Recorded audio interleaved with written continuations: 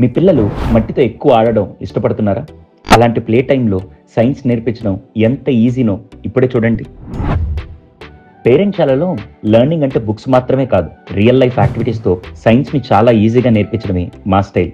Example, ఈ seed ball activity. పిల్లలు compost, మట్టి, నీరు కలిపి ఒక గింజతో సీడ్ బాల్ తయారు చేస్తారు.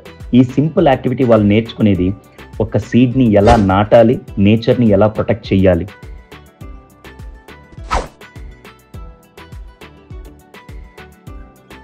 పేరెంట్శాలలో ప్రతి యాక్టివిటీ ఒక విజన్ ఇన్స్పైర్ చేస్తుంది. Small actions can grow into big changes.